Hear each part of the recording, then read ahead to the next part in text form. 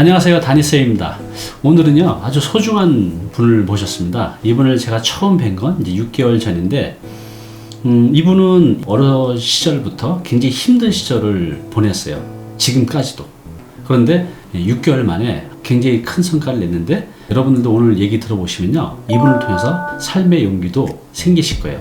우리 간단하게 다니TV 구독자분들에게 인사 부탁드리겠습니다. 네, 안녕하세요. 건강을 읽어주는 여자라는 채널을 운영하고 있는 임규빈입니다. 네, 반갑습니다. 네.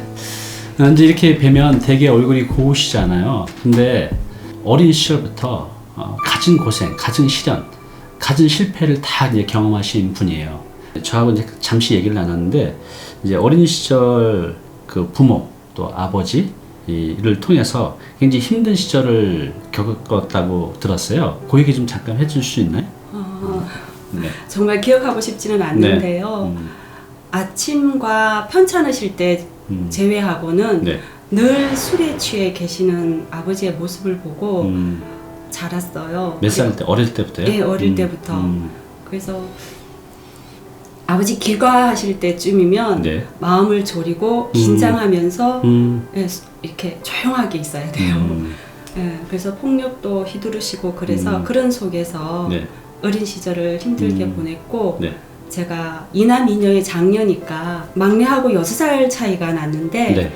엄마 말로는 그러더라고요. 기저귀도 빨고 그랬다고. 몇 살 때요, 그게? 그러니까 제가 6살 때죠. 아이고, 정말 6살이 어린 나이에 벌써 그렇게 했단 말이에요? 세상에. 근데 그거는 기억은 안 나고 초등학교 2학년 때부터 제가 엄마 일을 도와드려야 되겠다라는 생각에 밥도 제가 할게요 라고 얘기를 했던 기억이 나요. 어머니가 그 당시 뭐 일을 하셨나요? 네, 집안에 목재소를 운영하고 있어서 엄마하고 아버지가 바쁘셨어요. 그래서 어머니가 워낙 대부분 다 주간에서 운영을 하셨기 때문에 워낙 바쁘시니까, 장녀다 보니까 책임감이 있어서 그러는 것 같아요. 그래요. 사실 이제 저희 아버님은 되게 인자하셔서 저는 그런 경험을 못했는데, 제가 초등학교 때 아버지한테 딱 한 번 혼났던 기억이 나요. 근데 너무 무서웠거든요. 근데 그 어린 나이에 술 드시고 오셔서 이렇게 폭력에 노출되다 보니 얼마나 이제 두려우셨겠습니까? 근데 이제 그 목재소가 이제 중간에 잘 안 돼서 부도도 났다고 하는데, 네네. 그게 이제 몇 살 때 되셨던 거예요? 그때가 고등학교 2학년 때였어요. 예, 고2 시절에 부도가 나면서 네. 고3 되자마자 아버지가 또 돌아가시고. 고3 때요? 예. 그렇게 되니까 가게가 기울어지면서 도시락도 못 사가고 버스비가 없어서 발 동동 구르면 아이고. 친한 친구가 버스 승차권을 빌려줬어요. 아이고. 빌려준 게 아니라 그냥 준 거죠. 그래서 승차권 주고 도시락 싸온 거 같이 나눠 먹고, 아유, 그러면서 세상에. 학교를 다녔어요. 그러니까 저도 이제 저희 세대 때는 도시락을 못 사오는 친구들이 한 두세 명씩 됐었어요. 그래서 이제 그들을 보면 참 그 나이 때도 내가 얼마나 이제 행복한 건가를 그 친구들 보면서 상대적으로 느꼈는데, 그 사춘기잖아요. 그 예를 들어서 이제 도시락을 싸워도 그 당시에 막 김치만 싸워도 막 창피하고 그랬는데, 그 정도가 아니라 도시락 못 싸올 정도니까 되게 힘들었을 것 같아요. 그래서 이제 고등학교를 이제 졸업하시고, 그럼 대학교는 뭐 당연히 못 가셨겠네요. 가난해서 때문에. 대입 학력고사 시험까지 다 봤지만 동생 줄줄이 있는데 내 욕심만 차릴 그렇죠. 수는 없잖아요. 그래서 어쩔 수 없이 대학은 나중에 가자라고 포기를 한 거죠. 어쩔 수 없이. 이제 여기 보면 어린 시절 꿈이 있으셨어요. 배우. 네. 그런데 잠깐 이제 연극 생활도 하셨다고 해요. 이때 얘기 좀 해주시겠어요? 제가 어릴 때부터 네. 꿈이 좀 많았어요. 이렇게 욕심도 좀 있었던 것 같고, 네. 여러 가지 삶을 살 수가 없잖아요. 네, 인생은 그렇죠. 한 번뿐인데. 네. 그래서 어릴 때부터 TV를 보면 여러 가지 삶을 살고 있는 네. 배우가 되게 부럽더라고요. 그래서 제가 한번 해보고 싶다라는, 그래요? 어릴 때부터 꿈을 키웠어요. 예. 그래서 실제로 무대에 서본 적도 있으세요? 네. 뭐 단역으로 우선, 그러니까 영화나 네. TV 드라마에 조금 출연했었고. 그래요? 네. 근데 이제 그 당시, 지금도 그렇지만 그 당시에 이 연극 배우들, 대학로에 있는 친구들 보면 굉장히 배고팠잖아요. 가난하고. 네. 꿈이긴 하지만 경제적인 부분은 해결을 못했을 텐데 어땠어요? 그래서 제가 어쩔 수 없이 포기를 했어요. 그 꿈이었는데. 네네. 너무나 하고 싶었거든요. 네. 근데 어쩔 수 없이 포기하고 취업을 할 수밖에 없었어요. 그래요. 그 당시에 좀 평범한 가정에 태어났다고 하면 부모님한테 지원을 받아서 꿈인 배우 생활에 좀 집중할 수도 있었는데 또 장녀이고 또 어찌 보면 집안이 가장일 수밖에 없잖아요. 그래서 경제 전선으로 경영 전선으로 또 나가서 일을 하셨네요. 이제 근데 이제 25살 때 그 당시에는 보통 우리 세대는 한 26, 7 여자들은 그 정도 되면 결혼했는데 이때 이제 뭐 원치 않았던 이제 빠른 결혼 또 힘든 결혼 생활을 하셨다고 하는데 이 가정들이 다 힘드신 것 같아요. 그때 뭐 또 기억하기 힘드시겠지만 얘기 좀 해주시겠어요? 그때는 사실은 저는 결혼을 좀 일찍 네. 하고 싶은 마음이 없었어요. 네. 그런데 네. 예, 어쩔 수 없이 이제 결혼할 할 수밖에 없는 상황으로 되면서 네. 결혼을 했는데 그때부터 힘들더라고요. 제가 여기서 아무래도 지금은 애들 있으니까 그쵸? 네. 예, 이렇게 다 말씀드리기는 네. 좀 그렇고 그래요. 제가 감당을 못해서 결국은 31에 이혼을 했어요. 그래요.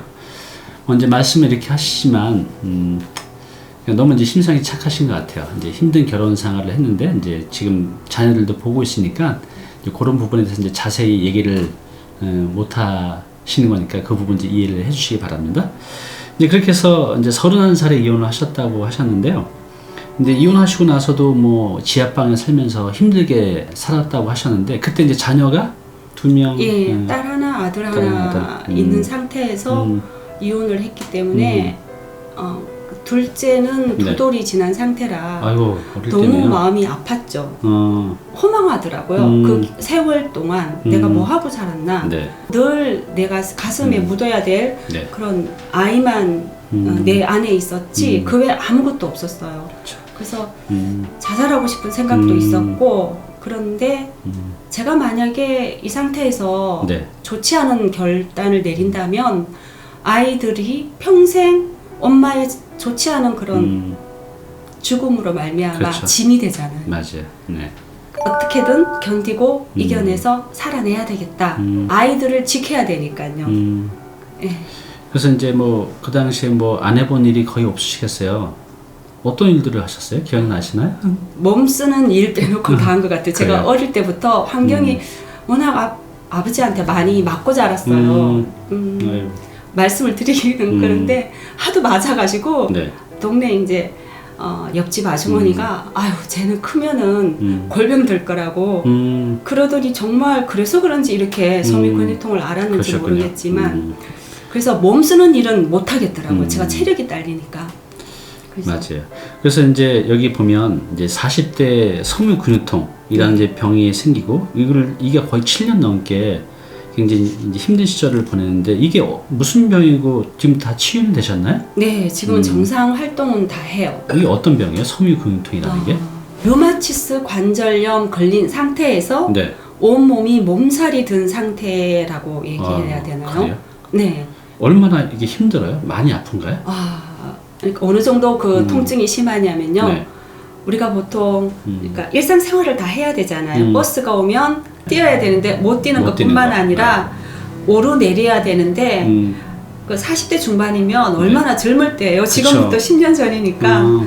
그런데 그거를 못 올라가서 버스 올라가는 거예요? 예, 이걸 잡고 올라가는 거예요. 아이고. 근데 그 모습은 멀쩡하니까 이게 꾀병이냐고 오해를 많이 받는 병이거든요. 네. 그래서 이 병 앓으시는 분들이 대부분 자살을 하시는 분들이 그 정도로 많으세요. 아파요? 네네. 아이고. 그 통증이 너무 심하니까. 그래서 가만히 있어도 아프고 모든 동작에 제약을 받는 거예요. 그리고 현관문 손잡이를 이렇게 돌려서 열어야 되는데 이거를 이렇게 돌리면 통증이 와서 너무나 이 현관문이 무서운 거예요. 이게 이제 손목이 네. 아픈 건가요? 예, 그러니까 이렇게 돌리니까 손목이 아파서. 그리고 컴퓨터 자판 두드리는 네. 것도 아파요. 손가락 마디마디가. 그때 일을 했어야 되는데. 네네. 그 통증을 참아가면서 하는 거죠. 아이고. 왜냐하면 직장 생활을 해야지 생활을 할 수가 있잖아요. 누가 벌어다 주는 사람이 없으니까. 그럼 이게 한자 한자 치는 게 고통스러운데 그걸 하루에 수만 개를 해야 되는데 예. 그걸 다 할 때마다 이겨내면서 했던 거네요. 그리고 이제 빨래를 넣을 때도 탁 틀어야 되는데 이걸 못 하시는 거예요? 예, 이게 안 틀면은 구김이 그쵸. 그대로 네. 있잖아요. 네. 근데 그거를 못 틀어요. 음. 그래서 억지로 통증을 매번 참아가면서 틀어야 되고. 아이고. 예. 그래서 제가 무엇보다 제일 부러웠던 분들이 핸드폰을 누워서 이렇게 보시는 분들이 되게 부러웠어요. 왜요? 핸드폰을 누워서 이렇게 들지를 못하는 거예요. 네. 아파서. 그래서 한의원 이렇게 가면 네. 침 맞으러 이렇게 가거나 그러면 누워서 이렇게 안마기 앉아서 네. 핸드폰 들고 이렇게 네. 보시는 분들이 너무 부러운 거예요. 아유. 그래서 제가 의사 선생님께 어머 저분 너무 부러워요. 제가 그렇게 얘기한 적도 있는데요. 지금은 마음 편하게 잘 봐요. 정말 다행입니다. 그렇게 통증에 하루하루 시달리는 것뿐만 아니라 네. 젊은 사람이 어디 가면 이렇게 아파서 엘리베이터를 이렇게 타고 올라간다든가 그러면 눈치가 보여요. 그러면 어르신들은 잘 모르고 젊은 사람이 어디가 아파 이러시면 그러겠네요. 그냥 너무 서럽고 마음이 더 아팠죠. 오해도 많이 받으셨겠네요. 네, 많이 받았어요. 그리고 직장을 다니면 길게를 다니지를 못하는 거예요. 한 몇 달, 6개월 좀 이렇게 지나보면 항상 한계가 와요. 그러니까 퇴근하고 나면 병원, 이 병원, 저 병원 아이고. 순회하듯이 다녀야 되고 그리고 어느 병원에 가야지 내가 좀 괜찮을까. 그리고 또 좋은 거를 또 사 먹으려면 건강식품이 좀 비싼 게 많아요. 그래서 그런 것들도 사 먹어야 되고 무언가를 하고 싶어도 한창 지금 뒤돌아보면 일할 나이예요. 그런데 그 세월을 일을 할 수가 없는 거예요. 이 통증에서 벗어나야 된다. 의사 선생님들은 어차피 이거는 평생 안고 가야 되는 병이니까 그래요? 잘 관리하면서 사세요라는 말밖에 안 하더라고요.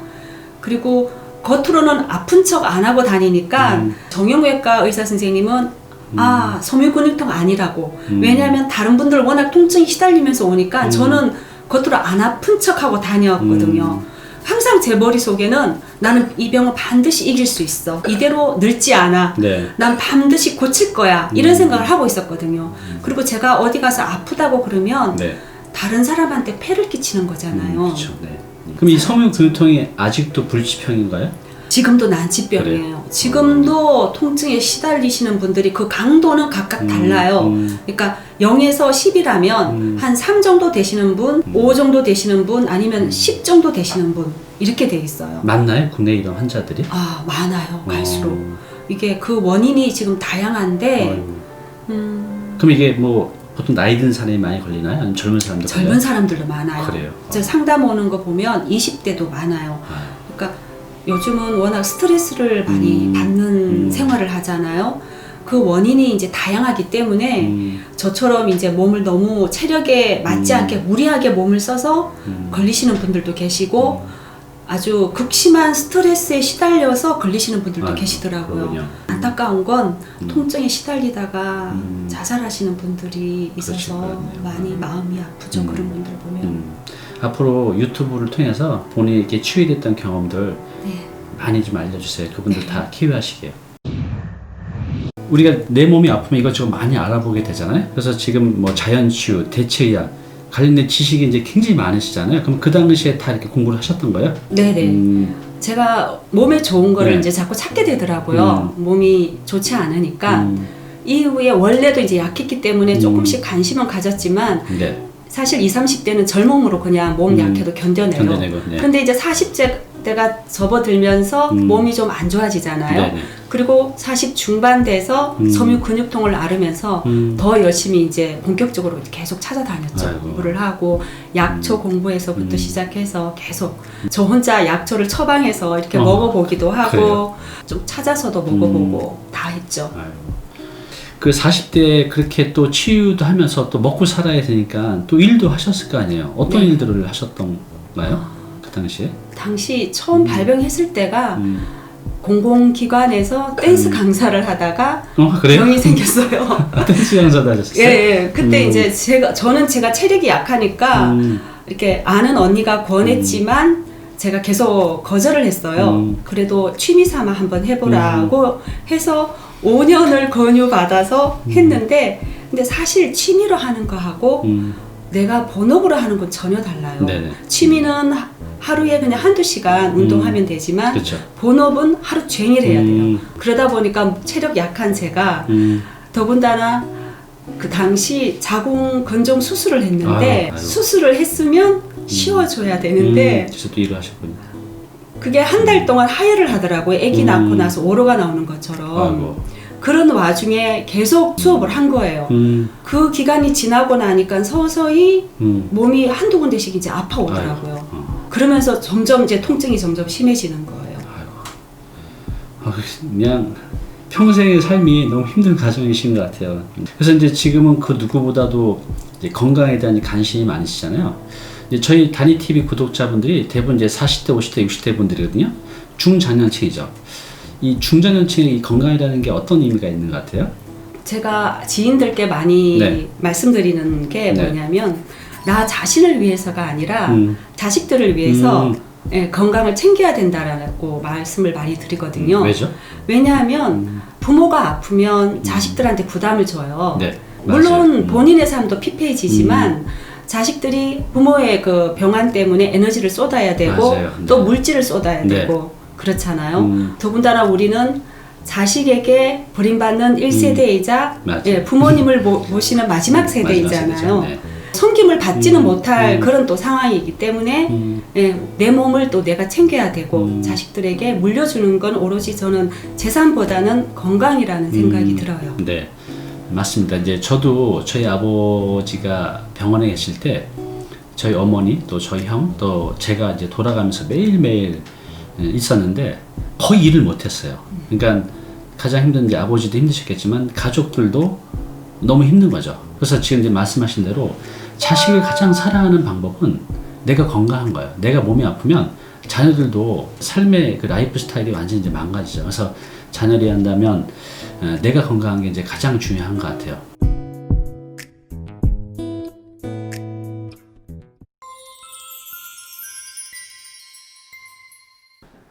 네, 오늘 정보 도움이 좀 되셨나요?